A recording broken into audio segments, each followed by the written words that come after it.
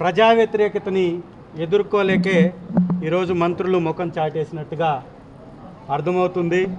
ఈ రాష్ట్రంలో కూటమి అధికారం చేపట్టిన తర్వాత పెద్ద ఎత్తున ప్రజల్లో వ్యతిరేకత వచ్చింది. రైతుల్లో, విద్యార్థుల్లో, ఉద్యోగస్తుల్లో, సామాన్యులందరిలో విపరీతమైన వ్యతిరేకత వచ్చింది. అట్టర్ ఫ్లాప్ అయినటువంటి గవర్నమెంట్ 1 ఇయర్లో ఏదన్నా ఉంది అంటే ఈ దేశంలోనే ఈ తెలుగుదేశం కూటమి గవర్నమెంట్. అందుకే వాళ్ళ యొక్క వ్యతిరేకతని ఇవాళ ఈ జడ్పీ మీటింగ్లో మాట్లాడతారు కాబట్టి, జడ్పీటీసీల వాళ్ళ వాణిని వినిపిస్తారు కాబట్టి వాటిని ఎదుర్కోలేకే రాలేకపోయారు. అంతకు మించి ఇంకొక ఎగ్జాంపుల్ లేదు. రాష్ట్రంలో 1 సంవత్సరంలోనే రోడ్లన్నీ వేస్తామన్నారు, ఫెయిల్ అయ్యారు. రైతుల్ని ఆదుకుంటామన్నారు, రైతులకు ఇవ్వాల్సినటువంటి అన్నదాత సుఖీభవ అన్నారు. ఇవాళ అన్నదాత దుఃఖీభవాన్ని దుఃఖిస్తున్నాడు. ఇవాళ అన్నదాతకి ఇవ్వాల్సినటువంటి విత్తనం ఇవ్వలేకపోయారు. వారు బయట నుంచి విత్తనాలు కొనుక్కొని వేసుకున్న తర్వాత దానికి కావాల్సినటువంటి యూరియాను కూడా ఇవ్వలేకపోయారు, మద్దతు ధర ఇవ్వలేకపోయారు. దాదాపుగా సాగు ఖరీఫ్లో 25% నుంచి 30% సాగు విస్తీర్ణం తగ్గిపోయింది. 12 లక్షల హెక్టార్లలో సాగు జరగట్లేదు. ఇప్పుడు సరాసరి 33 లక్షల హెక్టార్లో జరగాల్సి ఉంటే లాస్ట్ గవర్నమెంట్లో జరిగితే ఇప్పుడు 22 లక్షల హెక్టార్లే సాగు జరుగుతుంది. అంటే ఈ విధంగా విద్యాలయాల్లో జరుగుతున్నటువంటి అరాచకాలు కావచ్చు, చిన్న బిడ్డల మీద జరుగుతున్నటువంటి మానభంగాలు కావచ్చు, స్కూళ్ళల్లో భోజనం అందించలేనటువంటి పరిస్థితులు కావచ్చు, రోడ్లు ఎక్కుతున్నటువంటి రైతులు కావచ్చు, రోడ్లు ఎక్కుతున్నటువంటి వికలాంగులు కావచ్చు, ప్రతి ఒక్క వ్యవస్థని వీళ్ళు భ్రష్టు పట్టించారు. కాబట్టి అధికారులను కూడా వాళ్ళ ప్రైవేట్ సెక్యూరిటీ యాజమాన్యంలాగా మార్చుకొని దోపిడీకి తెగబడుతున్నారు. కాబట్టి ఈ దోపిడీ మీద మాట్లాడతాం, ఈ దోపిడీ దుర్మార్గాల మీద మాట్లాడతాం, వాటికి సమాధానం చెప్పలేరు. కాబట్టి వాళ్ళ ముఖం చాటేశారు. ఇంకంతకు మించి ఏముంటుంది? ఖచ్చితంగా మేము అడుగుతున్నటువంటి డిమాండ్ ఒకటే, మేము అసెంబ్లీకి రావడానికి సిద్ధంగా ఉన్నాం. 18వ తారీఖున అసెంబ్లీకి రావాలనేటటువంటి దృఢ నిశ్చయంతో ఉన్నాం. కానీ చంద్రబాబు నాయుడు గారికి ఎంత సమయాన్ని కేటాయిస్తున్నారో ప్రతిపక్ష నాయకుడికి కూడా అంతే సమయాన్ని కేటాయిస్తామనేటటువంటి మాట చెప్పాలి. ప్రతిపక్ష బాధ్యతను మేము పోషిస్తున్నటువంటి ఏకైక పార్టీ వైఎస్ఆర్ కాంగ్రెస్ పార్టీ. కాబట్టి ప్రతిపక్ష హోదాని ఇవ్వాలి అని అడుగుతున్నాం. ఇస్తే తప్ప అది ఒక హక్కులాగా ఆ సమయం రాదు, ఇవ్వకపోతే హక్కు కాదు.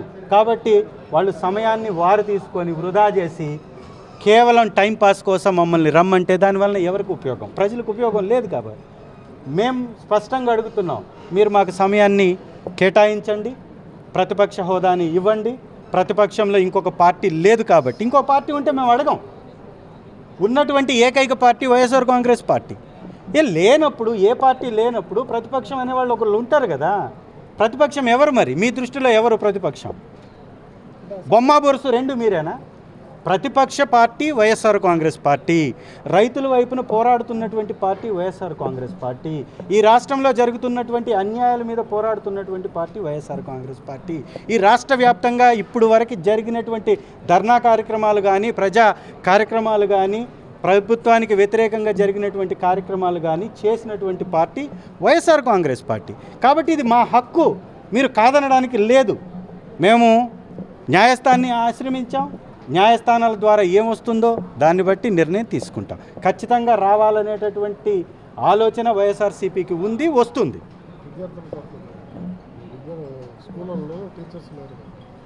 ఎస్, పదే పదే చెప్తూ ఉన్నాం.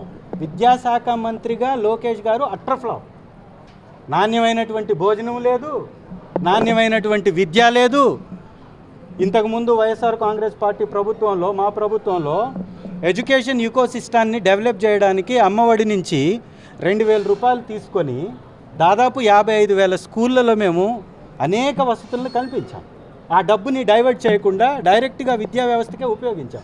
మరి చంద్రబాబు నాయుడు గారి కుమారుడు అనే ట్యాగ్ లైన్తో ఈ యొక్క హక్కును పొందినటువంటి లోకేష్ గారు ఈ రోజు వరకు విద్యాశాఖలో విధించినటువంటి డబ్బెంతో చెప్పమనండి, చేసినటువంటి మంచి ఏంటో చెప్పమనండి. ఉన్నటువంటి ఇంటర్నెట్ని తీసేస్తాడు, ఉన్నటువంటి ఆ ట్యాబుల్ని తీసేస్తాడు, ఇచ్చినటువంటి నాసిరకం బ్యాగులు నెలలోనే చిరిగిపోయినాయి, బైలాంగ్వేజ్ బుక్స్ని తీసివేసేసాడు, ఇంగ్లీష్ విద్యని తీసేశాడు, టోఫెల్ విద్యని తీసేశాడు. ఇంకేం చేశాడు మంచి? మరి ఆ రోజు 2,000 కట్ చేస్తేనే అమ్మఒడి అర్ధవడి అయింది అన్నాడు కదా లోకేష్ గారు. మరి ఇవాళ 2,000 కట్ చేసావు కదా, 2000 కట్ చేసేసావు కదా, మరి ఏం చేసావు? ఈ డబ్బంతా ఎవరి జేబుల్లోకి పోయింది? దీనికి ముందు సమాధానం. ఇది దోపిడీ ప్రభుత్వం, దుర్మార్గపు ప్రభుత్వం, దొంగల ప్రభుత్వం, అంతకుమించి ఇంకో మాట లేనే లేదు. Thank you.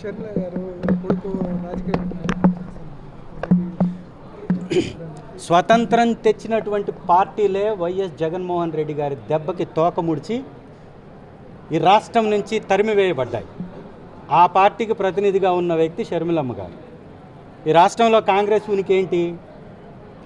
ఇవాళ స్వతంత్రం తెచ్చినటువంటి పార్టీ, 70 సంవత్సరాల చరిత్ర కలిగినటువంటి పార్టీ వైఎస్ఆర్ కాంగ్రెస్ పార్టీతో పెట్టుకుంటే నామరూపాలు లేకుండా గాల్లో కలిసిపోయింది.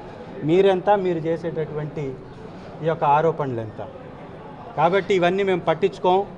ప్రజలకి మంచి చేయడమే మా యొక్క ఉద్దేశం, మా జెండాకి ఉన్నటువంటి అజెండా. కాబట్టి ఎవరో వస్తుంటారు, పోతుంటారు. ఎవరైనా రాజకీయాల్లో రావడం వెళ్ళడం అనేది వాళ్ళ వ్యక్తిగతం, దాని గురించి మాట్లాడాల్సినటువంటి అవసరమే లేదు.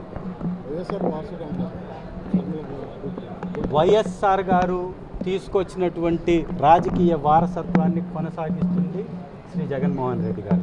ఈ రాష్ట్రంలోనే కాదు, ఈ దేశంలోనే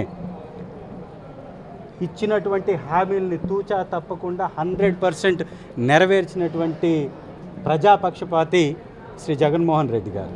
కాబట్టి ఇది ఎవ్వరికీ కాదు, జగన్మోహన్ రెడ్డి గారికే రాజకీయ వారసత్వం కానీ ఇంకొకటి కానీ ఉంటుంది తప్ప 100 మంది వచ్చినా 100 మంది వెళ్ళినా వైఎస్ రాజశేఖర రెడ్డి గారి యొక్క వారసత్వాన్ని కొనసాగించేది మాత్రం శ్రీ జగన్మోహన్ రెడ్డి గారు. దీనిలో ఎలాంటి సందేహం లేదు.